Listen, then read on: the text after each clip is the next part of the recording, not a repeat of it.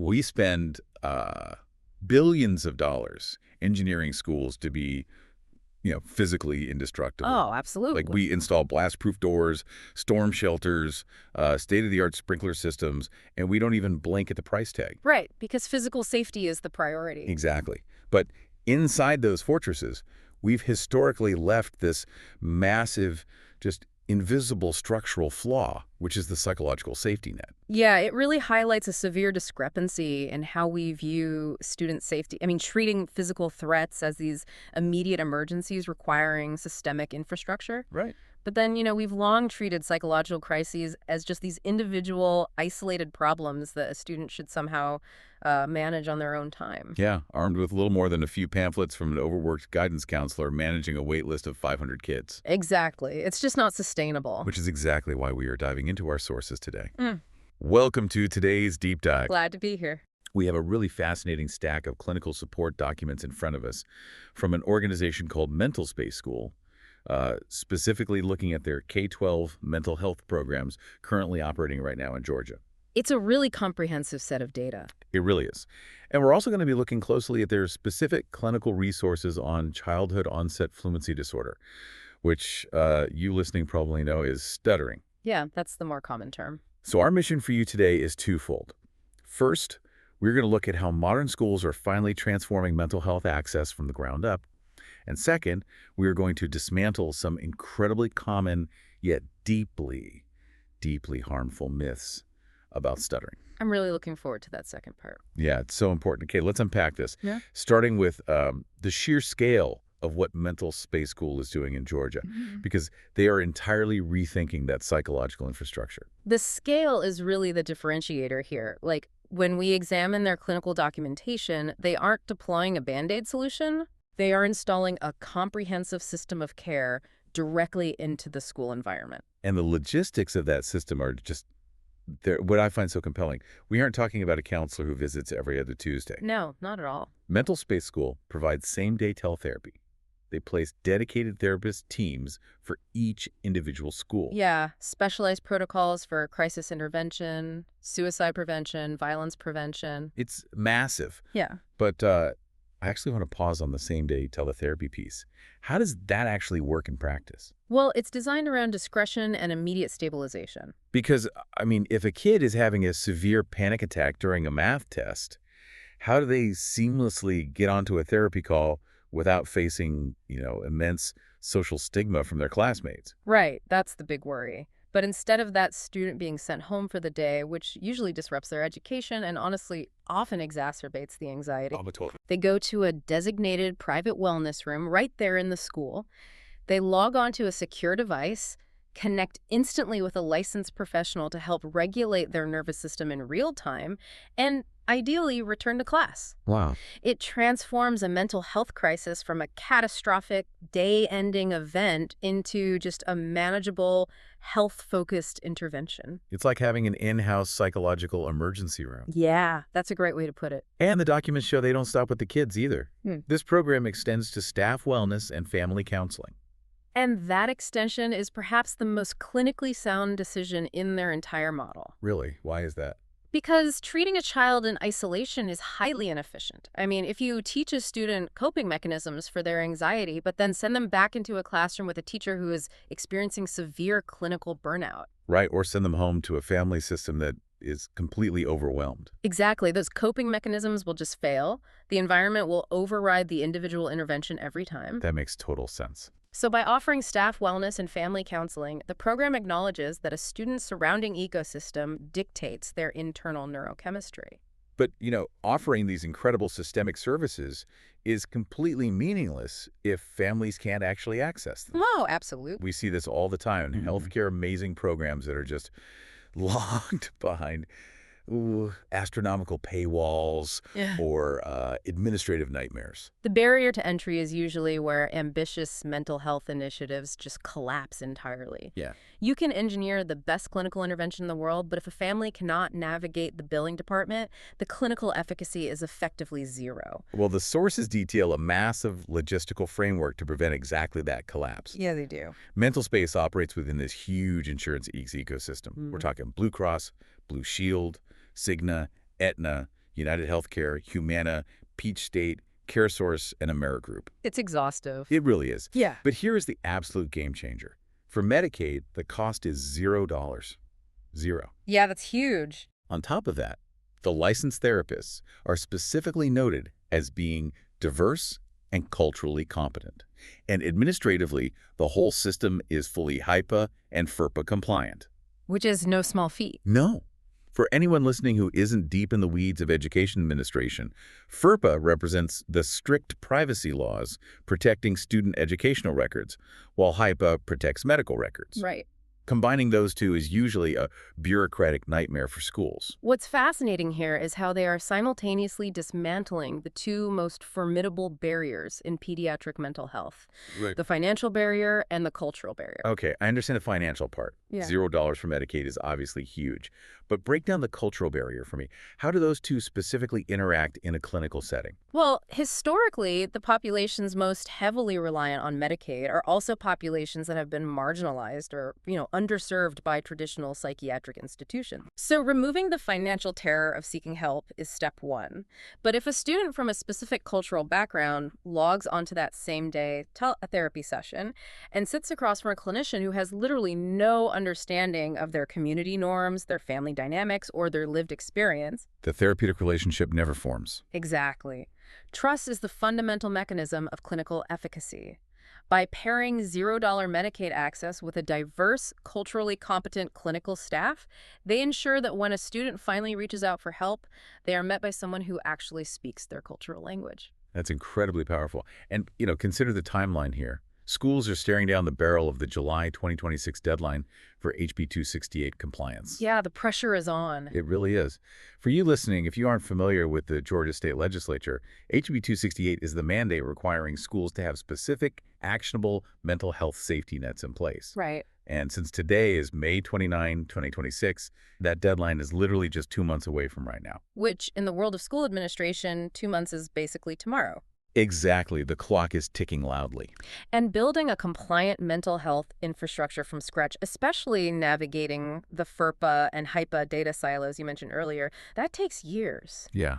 So a turnkey compliance system that can be deployed immediately is just a massive logistical relief for school administrators facing that legislative deadline. Which logically leads us to the ultimate question. Does this infrastructure actually work? The million-dollar question. Right. We have the setup, the $0 access, the compliant data silos, but when the rubber hits the road, do these programs move the needle for the kids? Well, the outcome metrics provided in the source documentation are highly definitive. The numbers are striking. We are looking at 89% improved attendance, 92% reduced anxiety, and 85% family satisfaction. Yeah. Those aren't just minor statistical bumps. Those are paradigm-shifting results. If we connect this to the bigger picture, we really have to look closely at the causal relationship between those specific data points. Tell me more about that. It is not a coincidence that a 92% reduction in anxiety pairs with an 89% improvement in attendance. Because they aren't just measuring academic grades in a vacuum. Correct.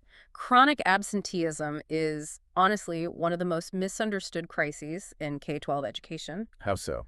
Well, administrators often mislabel a student's refusal to come to school as behavioral defiance or laziness or a lack of parental discipline. Right, the bad kid narrative. Exactly. But neurologically, when a child's nervous system is trapped in a constant state of fight or flight, whether that's due to social bullying, academic failure, or trauma at home, Yeah.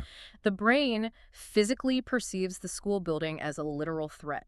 The avoidance is a deeply ingrained biological survival mechanism, not a behavioral choice. So the kid isn't consciously thinking, I want to skip math class today. Their amygdala is screaming, this environment is unsafe, do not enter. That is the exact biological reality.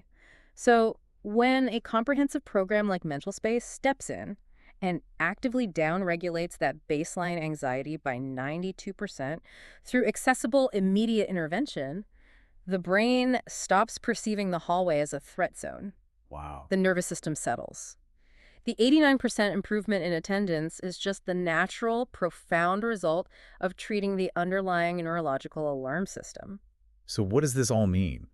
It means you cannot separate a student's mental health from their academic trajectory. No, you really can't. You can't tutor a kid out of a panic attack. Yeah. You have to repair the foundation before you can build a house. And this highlights why accurate, immediate diagnosis is so critical, rather than relying on broad, outdated assumptions about why kids behave the way they do. Exactly. And that neurological miswiring, where the brain perceives a threat and completely shuts down a student's ability to participate, it isn't just limited to generalized anxiety. We see this exact same collision between neurology and the school environment in a very specific, highly misunderstood condition. The sources provided us with clinical documentation on childhood-onset fluency disorder, which is commonly known as stuttering. This is such a vital area to analyze, primarily because it is so heavily shrouded in cultural mythology and misinformation. The myths are everywhere. Let's aggressively attack the main one right out of the gate. Let's do it. The prevailing myth, which the sources explicitly highlight, is this deeply ingrained idea that kids stutter simply because they are nervous. Right. That they have a timid personality, they're anxious, and you just give it time, it's a phase they will just grow out of. That narrative is scientifically false, and it is actively damaging to a child's development. Bring that down for us. The clinical reality is that stuttering is a neurodevelopmental condition. It involves the complex ways the brain processes and coordinates the microscopic motor movements required for speech. It is not caused by anxiety, it is not a trauma response, and it is certainly not caused by overly anxious parenting. Okay, let me make sure I'm fully grasping the mechanics here. If I think about this like a computer, is it a software glitch? Like the brain gets scared by a social situation, the anxiety spikes, and the language software temporarily crashes? Actually, it's the opposite. It is a hardware issue. A hardware issue. Yes, the software, the child's vocabulary, their intelligence, their desire to communicate is running perfectly. They know exactly what they want to say. Right. But the physical neural pathways responsible for executing the speech, the signals traveling from the brain to the muscles of the jaw, the tongue, and the vocal cords, they hit a roadblock. Like a massive traffic jam on the neural highway. Yes, exactly. The signal is sent, but the execution pathway is temporarily blocked. It has absolutely nothing to do with the child's emotional state at the moment the block occurs. But this is where the source documents reveal a really painful paradox. Because while anxiety doesn't cause the stuttering hardware issue, the symptoms of the stutter breed a massive amount of anxiety for the child. The clinical texts refer to this as the compounding effect. The neurodevelopmental condition exists first, but the environment's reaction to it creates a secondary psychological crisis. Let's walk through the specific signs listed in the documents. We have repeating sounds or syllables, which is what most people picture when they think of a stutter. Right. Prolonging sounds, and then these things called blocks, where words literally get physically stuck. The text mentions visible tension, and ultimately a symptom that just stopped me in my tracks. Which one? Avoiding speaking altogether. Yeah. The blocks are often the most distressing for the child because, again, the software is working perfectly. The child knows the answer to the teacher's question, but their vocal apparatus temporarily freezes. You can often see the physical effort, the visible tension in the neck or jaw as they try to force the airflow through the blockage. And this is where the pile-on effect occurs. Walk me through the pile-on. Imagine being an 8-year-old in a classroom. You raise your hand, the teacher calls on you, and you hit a severe block. The room goes dead silent. Your peers might giggle or mimic you. The teacher might look impatient and check their watch. That sounds awful. It is. The sheer frustration, the embarrassment, and the social ostracization pile immense, crushing anxiety on top of the original neurodevelopmental condition. The stutter didn't come from anxiety, but the stutter creates an environment of chronic, daily anxiety. I really want to push on that last symptom we mentioned earlier, avoiding speaking. Yeah, let's talk about that. When I read that in the sources, it just felt so heavy. Can you weigh in on the actual mechanics of how devastating that specific avoidance is for a child in a K-12 environment? It's massive. Because if we tie it back to the attendance stats we discussed earlier, a kid who is actively avoiding speaking is essentially disappearing from their own education, aren't they? It is an academic and social catastrophe. Right. I mean, the entire K-12 educational framework is built on verbal participation. Reading aloud, answering questions, defending a thesis, socializing in the cafeteria, asking a teacher to clarify a confusing math equation. It's constant. If a child's only coping mechanism for the profound anxiety surrounding their stutter is to just stop talking, they sever their connection to their learning and their peers. They become functionally invisible in the classroom. That's heartbreaking. And just as we saw with the MentalSpace data, when the school environment becomes a source of profound psychological pain, the nervous system rejects it. The child withdraws. So the whole grow out of it advice is terrible. This is exactly why hoping they will grow out of it is negligent. Immediate specialized intervention is literally a rescue mission for that child's future. Which leads us directly into the actionable portion of this deep dive. Yeah. How to actually help, and crucially, how not to help. Very important distinction. Because human nature makes us want to jump in and, fix the discomfort when we see someone struggling to speak. Right, we want to help. But here's where it gets really interesting and honestly highly counterintuitive. The sources are incredibly clear about what never helps. Never. Do not tell a child to just slow down or take a deep breath. And perhaps the most common reaction of all, do not finish their sentences for them. Those reactions are universally detrimental. We really have to examine why they cause harm. Please do. When an adult tells a child who is caught in a neurological block to just slow down, the implicit message is that the stutter is a behavioral choice. Oh, wow. It tells the child that they are simply doing something wrong and need to try harder. It's exactly like telling someone with poor vision to just look harder. It entirely ignores the physical reality of the condition. And it actively makes the stutter worse. Because now the child is hyper-focusing on the mechanics of their speech, which increases their anxiety, which only exacerbates the neurological traffic jam. That makes total sense. But finishing their sentences is perhaps the most psychologically damaging reaction of all. Because it assumes you know what they are going to say. Well, partially, but mostly because it fundamentally undercuts their autonomy. Oh, okay. When an adult finishes a child's sentence, the unspoken message is, listening to you is too burdensome for me. Your timeline is unacceptable. My convenience is more important than your right to express yourself. Oh. It teaches the child that their voice is broken, burdensome, and just not worth waiting for. That is the exact psychological mechanism that drives a child to choose silence and avoid speaking altogether. So if slowing down and finishing sentences are entirely off the table, what are the actual mechanics of helping?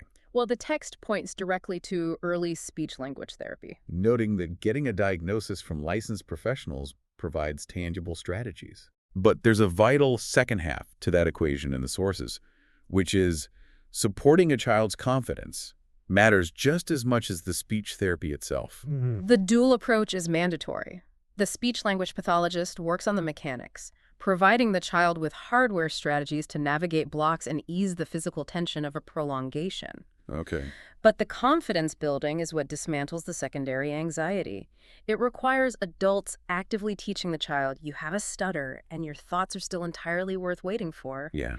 You have a right to take up space and time when you speak. Providing that psychological permission transforms the child's reality. It's treating the whole student, their mechanics, and their environment. The exact same philosophy we saw with MentalSpace's systemic approach to K-12 mental health. And I do want to briefly mention, drawing straight from our source materials, that for schools or parents in Georgia looking into this kind of licensed comprehensive support, whether it's the broad mental health teletherapy infrastructure or specific diagnostic support for fluency disorders, the hub for this is mentalspaceschool.com, or they can be reached via email at mentalspaceschool@jetshapetherapy.com. Providing a direct, clinically compliant pathway to licensed professionals is the only way to actually bridge the gap between intention and outcome. It really requires a complete perspective shift on how we view student behavior. So let's briefly recap the journey we've taken today. Sounds good. We started by looking at the incredible systemic mechanics of same-day teletherapy being built into Georgia schools. The $0 Medicaid access, removing financial terror, the culturally competent teams building genuine trust, and the profound biological link between reducing a student's anxiety and improving their attendance. Yeah, that data is undeniable. We saw how building a structural psychological safety net changes a school's entire ecosystem. And then we zoomed in to dismantle the destructive myths surrounding stuttering, replacing that old nervousness narrative with a concrete understanding of neurodevelopment, neurological traffic jams, and the absolute necessity of protecting a child's right to speak at their own pace. This raises an important question. It does. Yeah. And I want to leave you listening right now with this final thought to chew on. Okay. We started today talking about school buildings, the highly visible engineered safety nets we construct with blast doors and storm shelters to protect kids from physical harm.